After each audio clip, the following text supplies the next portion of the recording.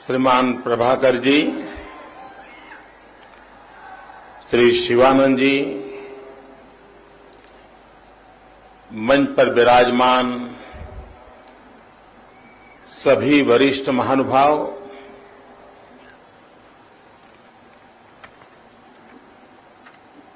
इस शैक्षणिक यात्रा से जुड़े हुए अनेकविध महानुभाव,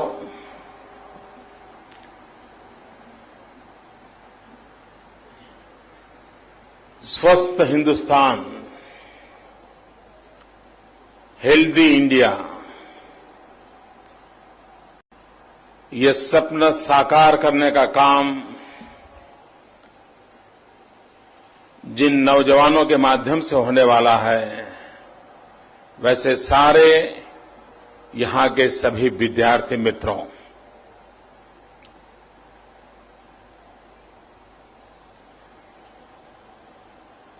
इस अवसर पर मुझे आने का सौभाग्य मिला।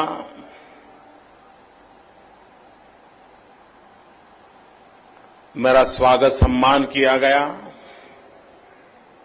मैं इसके लिए केएलई सोसाइटी के सभी महानुभावों का हृदय से धन्यवाद प्रकट करता हूं।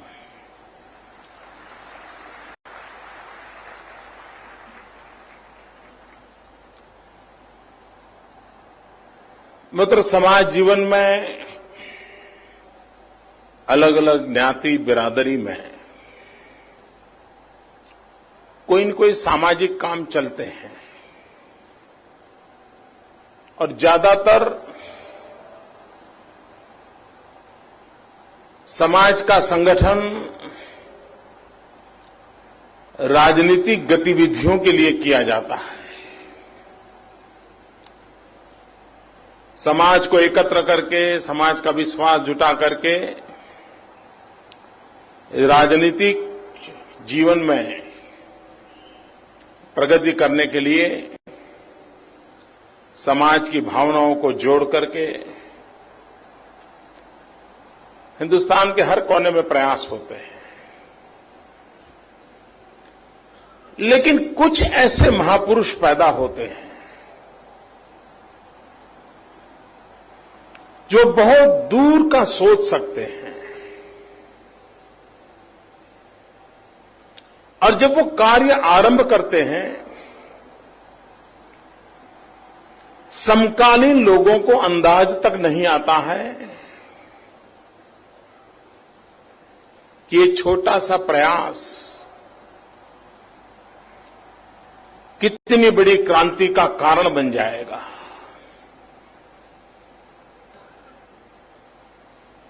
$98 ईयर्स पहले जिन महापुरुषों ने शिक्षा के सामर्थ्य को अनुभव किया होगा, शिक्षा के महत्व को समझा होगा और समाज के सभी लोगों को शिक्षा कैसे उपलब्ध हो,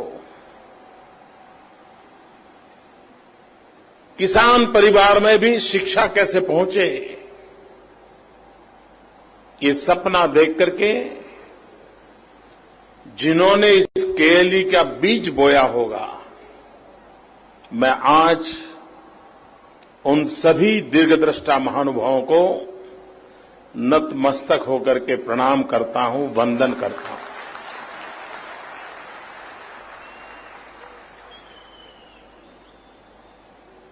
चीन में एक कहावत है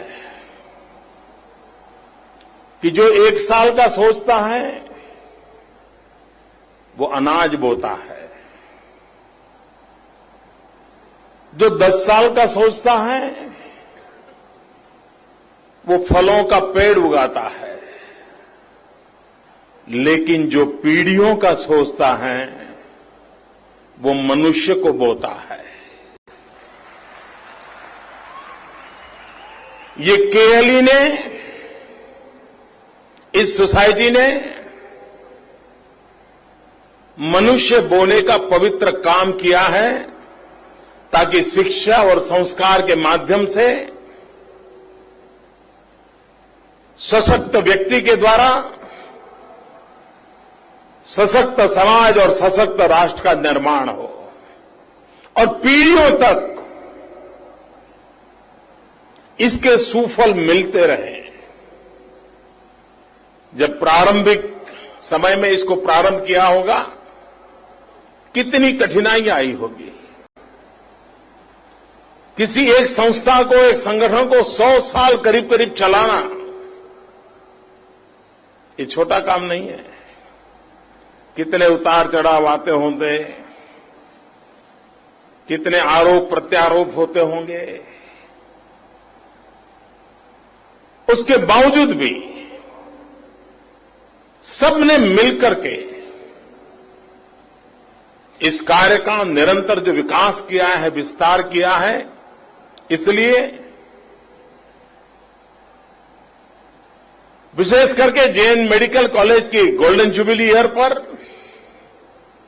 और इस संस्था के 98 इयर्स की यात्रा पर, इस पूरे कालखंड में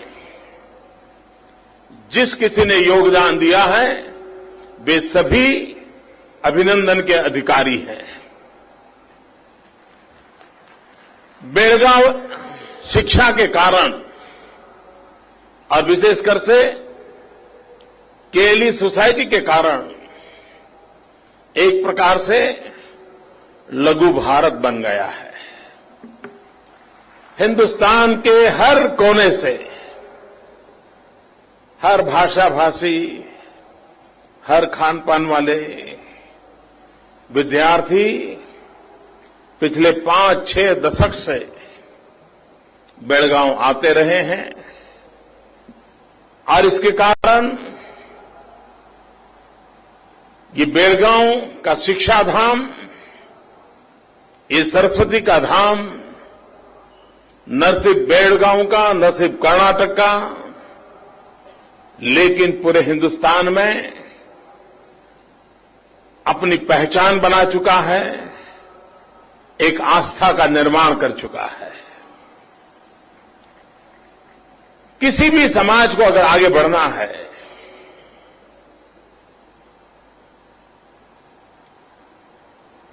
अगर वो समाज समयानुकूल परिवर्तन नहीं करता है, शिक्षा को महत्व नहीं देता है, तो वो समाज कभी भी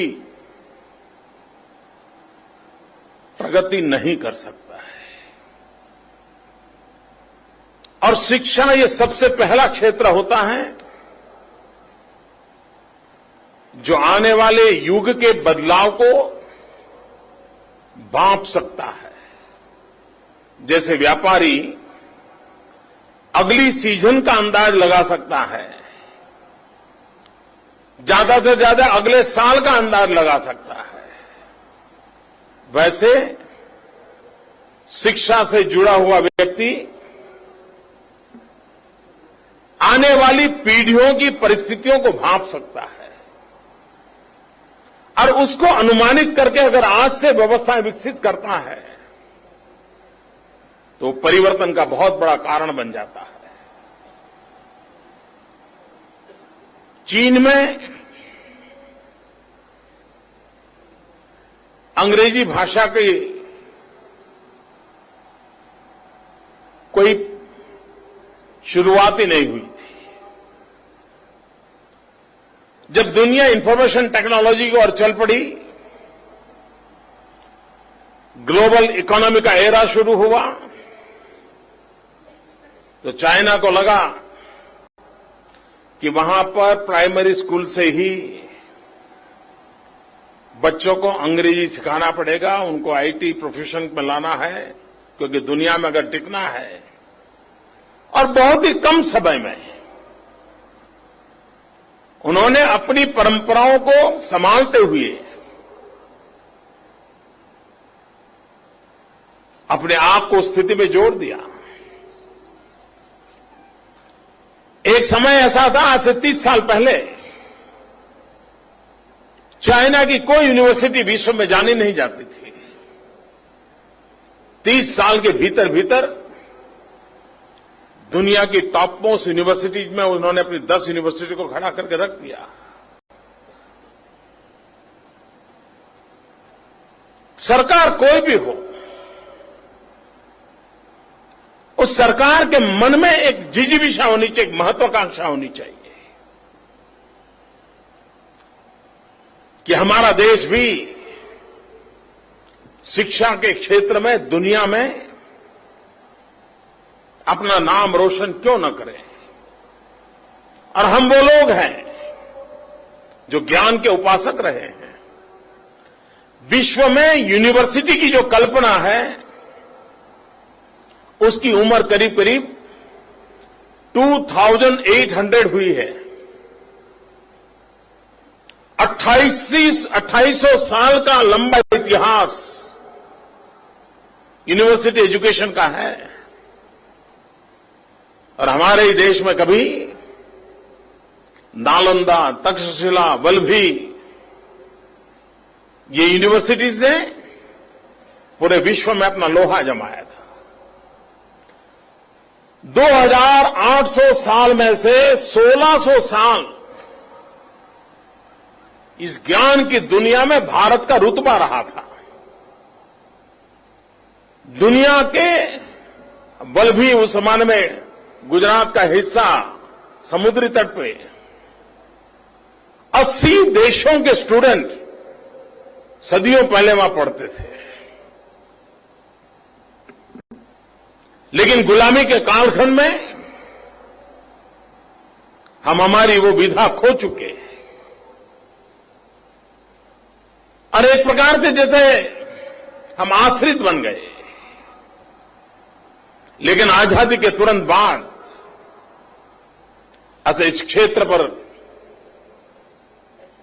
ध्यान केंद्रित किया गया होता, बल प्रदान किया गया होता, तो हो सकता है 50 साल की आजादी के कालखंड के भीतर भीतर हम विश्व में एक ज्ञान के क्षेत्र में एक बड़ी शक्ति बनकर के उभरते। दुनिया कहती है कि 21वीं सदी हिंदुस्तान की सदी है। विश्व ने जब जब ज्ञान युग के अंदर प्रवेश किया, हर बार भारत ने उसका नेतृत्व किया। 21वीं सदी ज्ञान की सदी है। ज्ञान के क्षेत्र में अप्रतिम रिवॉल्यूशन का कालखंड हम अपनी सामने आंखों के सामने देखने वाले हैं। और हम सदियों से ऋषियों और मुनियों के जमाने से ज्ञान के उपासक रहे हैं। आधुनिक विज्ञान का स्वीकार करते हुए, आधुनिक टेक्नोलॉजी का स्वीकार करते हुए आने वाली शताब्दी में हम दुनिया को क्या दे सकते हैं। अगर उन सपनों को लेकर के हम हमारे शिक्षा धामों को, हमारी यूनिवर्सिटीज को, हमारी शिक्षा व्यवस्थाओं को और सीमित दायरे में नहीं, एक ग्लोबल विजन के साथ हमें विकसित करना होगा और विश्व के साथ ताल मिलाते हुए शिक्षा के सहारे हमने नई ऊंचाइयों को पार करने का प्रयास करना होगा। मित्रों, आज देश में हेल्थ ये सेक्टर एक प्रकार से सबसे बड़ी चिंता का कारण बन चुका है। बीमारियां बढ़ती चली जा रही है, बीमार बढ़ते चले जा रहे हैं। जितने अनुपात में डॉक्टरों की जरूरत हो, डॉक्टर उपलब्ध नहीं है।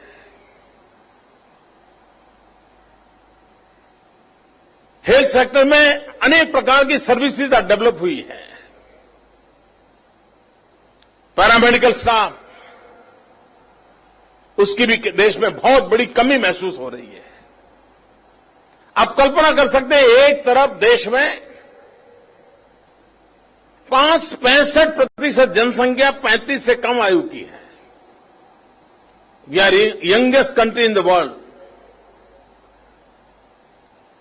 और दूसरी तरफ हमारे पास पैरामेडिकल क्षेत्र के लिए स्किल मैन पावर नहीं है।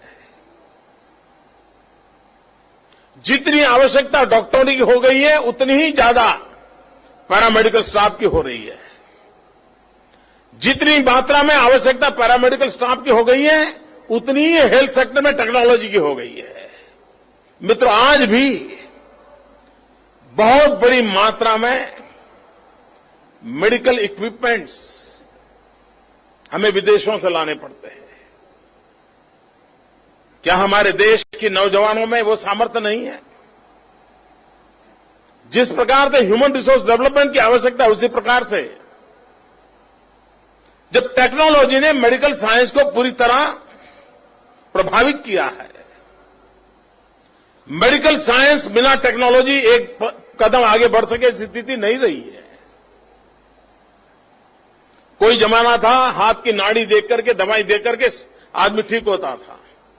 आज जब तक लेबोरेटरी में 100 प्रकार के टेस्ट न हो, दर्द का तक पता तक नहीं चलता है। और इसलिए टेक्नोलॉजी बहुत बड़ा रोल प्ले कर रही है, लेकिन उसमें जितनी बड़ी मात्रा में रिसर्च होनी चाहिए, उस रिसर्च के क्षेत्र में हिंदुस्तान बहुत पीछे है। हम हेल्थ सेक्टर में ह्यूमन रिसोर्स डेवलपमेंट की बाबत में, चाहे मेडिकल कॉलेज हो या पैरामेडिकल स्टाफ के लिए शिक्षा की व्यवस्था हो, लाखों की तादाद में देश को आवश्यकता है। आज गरीब इंसान के लिए बीमार होना सबसे ज्यादा महंगा है। अभी कहीं हमारे राष्ट्रपति जी ने एक बात जगह पर उल्लेख किया था कि हमारे देश में औसत 4 करोड़ लोग बीमारी के कारण कर्जदार बन जाते हैं। अगर परिवार में कोई बीमारी आ गई तो वो परिवार कर्जदार बन जाता है, उसको कहीं न कहीं से कर्ज लेना पड़ता है, और एक तरफ दवाई में और दूसरी तरफ कर्ज में उसकी पूरी जिंदगी तबाह हो जाती है। क्यों न हम ऐसी व्यवस्थाओं को विकसित करें। मैं पिछले कुछ वर्षों से इंश्योरेंस कंपनियों के साथ एक सवाल रखता हूं हमेशा। मुझे अभी तक जवाब मिला नहीं है। यहां पर मैं आज रखता हूं सार्वजनिक रूप से, कोई आपके पास कोई लोग आते हो तो जरूर पूछिए। मैं कहता हूं भाई, हम कार का इंश्योरेंस लेते हैं और कार को अगर एक्सीडेंट हो जाए तो उसमें जितने लोग बैठे होते हैं, जिनका उस कार के मालिक से कोई लेना देना हो या ना हो, लेकिन वो इंश्योरेंस की रकम के हकदार बन जाते हैं। अगर कार एक्सीडेंट में कार में बैठने वाला व्यक्ति इंश्योरेंस का हकदार बन जाता है, तो हम क्यों न अस्पताल के हर बेड का इंश्योरेंस करें। उस बेड पर जो आया वो इंश्योरेंस का हकदार बन जाए। अभी इंश्योरेंस कंपनियां, शायद उनको लगता है कि इसमें कोई कमाई नहीं है, तो मुझे जवाब नहीं दे रहे। मित्रों, हेल्थ इंश्योरेंस एक है, लेकिन हमें गारंटी देनी होगी, हेल्थ एश्योरेंस पर सोचना पड़ेगा। सिर्फ हेल्थ इंश्योरेंस काफी नहीं है, हेल्थ एश्योरेंस पर हमने बल देना पड़ेगा। और अगर उस पर हम बल देते हैं तो उसके साथ प्रिवेंशन की बातें आती हैं। दुनिया में शुद्ध पानी अगर पहुंचे तो ज्यादातर बीमारियों से मुक्ति मिल जाती है। लेकिन आज देश की कठिनाई है, मैं हमारे गुजरात का एक एक्सपीरियंस शेयर करता हूं। आप लोगों ने अहमदाबाद देखा होगा, वहां एक साबरमती नदी है, जहां महात्मा गांधी के कारण साबरमती का हर बार उल्लेख आता है। लेकिन अगर कुछ साल पहले देखा हो तो साबरमती नदी, अगर बच्चों को कहा जाए साबरमती नदी पे निबंध लिखो, तो वो लिखता था कि नदी में बालू के ढेर होते हैं, नदी में क्रिकेट खेला जाता है, नदी में सर्कस आता है, क्योंकि उसने नदी में पानी देखा ही नहीं था।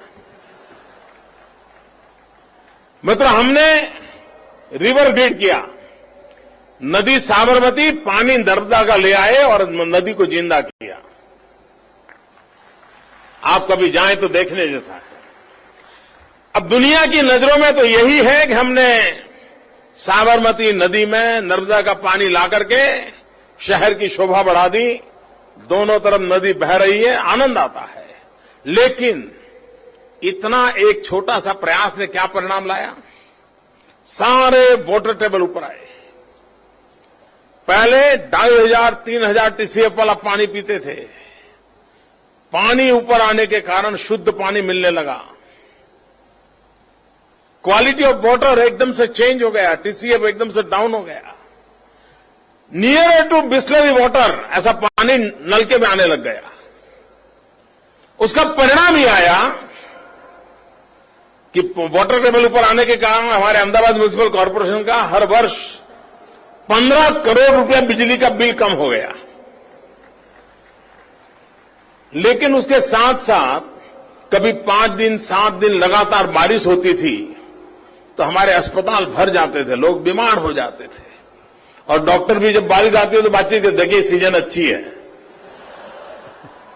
लोग बीमार हो रहे हैं, डॉक्टर कह रहा है सीजन अच्छी है। लेकिन हमारे यहां ये पानी शुद्ध पहुंचने के कारण पिछले 8-9 साल में कोई एपिडेमिक नहीं हुआ है। और इसलिए प्रिवेंशन को जितना महत्व हमारे देश में दिया जाएगा, पर्सनल हाइजीन का जितना महत्व है, उतना ही सोशल हाइजीन का महत्व हमारे यहां बढ़ेगा।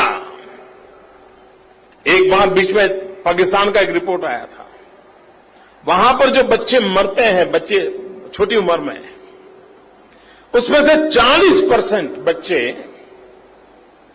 मरने का कारण यह है कि वो खाना खाते समय हाथ धोकर के खाना नहीं खाते। चीज छोटी है, अब जो स्वभाव पाकिस्तान का है, हम लोग भी तो एक ही भूमि में रहते थे तो हमारी भी कुछ कमियां वैसी होती हैं। लेकिन अगर परिवार में यह आदत हो तो बच्चों के जीवन को बदला जा सकता है, उनको रक्षा दी जा सकती है। हमारे देश में infant mortality rate IMR MMR की चर्चा बहुत होती है। रास्ते खोजे जा सकते, नहीं खोजे जा सकते। हमने गुजरात में एक स्कीम चालू की जिसको कई सारे दुनिया के अवार्ड मिले हैं, चिरंजीव स्कीम। और पहली बार हमने हेल्थ सेक्टर में पब्लिक प्राइवेट पार्टनरशिप का मॉडल विकसित किया। हमने डॉक्टरों को जोड़ा और हमने कहा गरीब परिवार की कोई भी प्रेग्नेंट विमेन अगर आपके यहां आती है तो पेमेंट हम देंगे, उसको ट्रीटमेंट मिलनी चाहिए।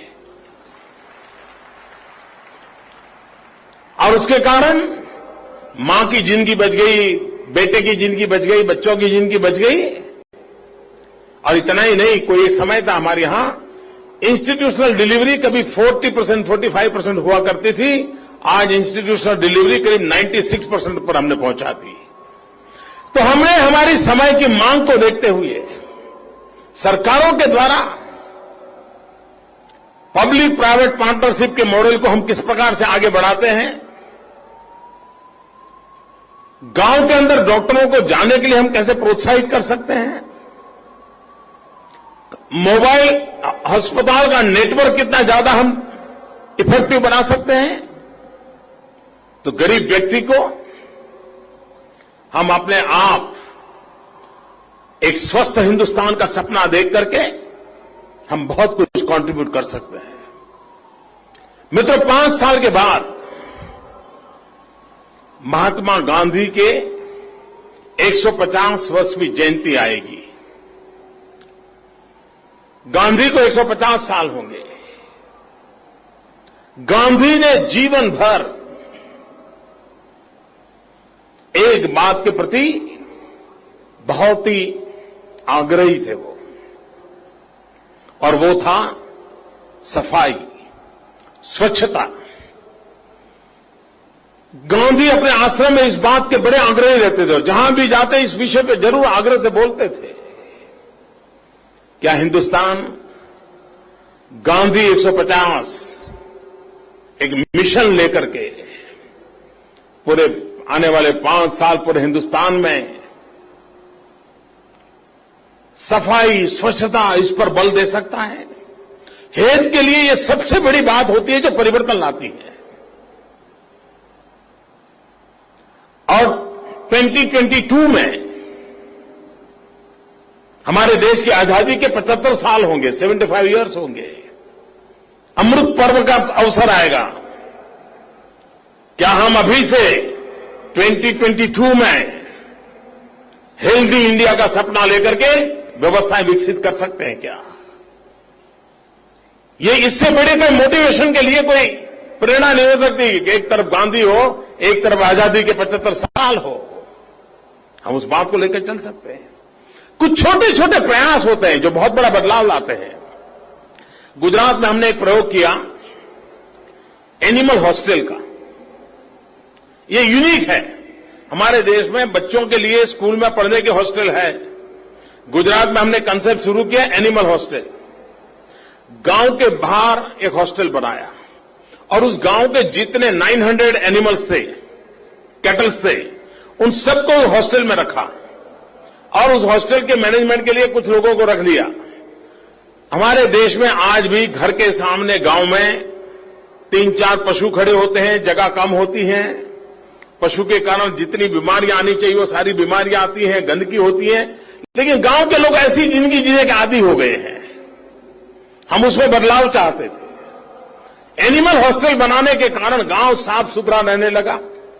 परिवार के लोग 2 घंटे हॉस्टल में जाकर के अपने पशु के साथ रहते हैं, पशु की देखभाल करते हैं, बाकी समय जो एम्प्लॉय रखे हैं वो करते हैं। इससे परिणाम इतना आया कि हॉस्टल में पशु रहने के कारण, डॉक्टर अवेलेबल होने के कारण, वैज्ञानिक तरीके से केयर करने के कारण उनके मिल्क प्रोडक्शन की इनकम में 20% बढ़ोतरी हो गई। तो ये बहुत बड़ा फायदा हुआ। दूसरी तरफ बहनें जो 24 घंटे वो पशु की केयर करने में उनकी जिंदगी खप जाती थी, वो उस संकट से बाहर आकर के अपने बच्चों का ख्याल रखने लग गई। कोई न कोई हैंडीक्राफ्ट का काम करने लग गई, कोई न कोई इकोनॉमिकल एक्टिविटी में जुड़ गई, पढ़ने लिखने में रुचि रखने। पूरे गांव के जीवन में बदलाव आ गया और हेल्थ व्यू पॉइंट से पूरे गांव का जीवन बदल गया। मैं मानता हूं कि आने वाले समय में हमने हेल्थ को ध्यान में रखते हुए प्रिवेंशन के लिए अनेक नए इनिशिएटिव लेने पड़ेंगे और उसमें मेडिकल प्रोफेशन से जुड़े हुए लोग, सोशल सर्विस करने वाले लोग, एजुकेशन सोसाइटीज, समाज के साथ मिलकर के हम इन चीजों पर अगर बल देते हैं तो हम एक स्वस्थ हिंदुस्तान का सपना पूरा कर सकते हैं। मैं मानता हूं कि यहां जो विद्यार्थी आने वाले दिनों में समाज के स्वास्थ्य के साथ साथ हिंदुस्तान के स्वास्थ्य की चिंता करने वाले हैं। आज भी हमारे देश में मेडिकल एक सेवा के क्षेत्र को माना जाता है। सेवा परमो धर्म के रूप में माना जाता है। दरिद्र नारायण की सेवा के रूप में माना जाता है। उस पवित्र भाव के साथ यहां से मेडिकल क्षेत्र से निकले हुए, हेल्थ सेक्टर से निकले हुए सभी विद्यार्थी भारत को स्वस्थ बनाने में अपना बहुत योगदान देंगे। मेरी आप सबको बहुत बहुत शुभकामनाएं हैं। मुझे आप सबके बीच आने का अवसर मिला, मैं आपका बहुत बहुत आभारी हूं। धन्यवाद। महोदय जी, स्वस्थ भारत निर्माण करने में हमारा प्रयास हमेशा जारी रहेगा। यह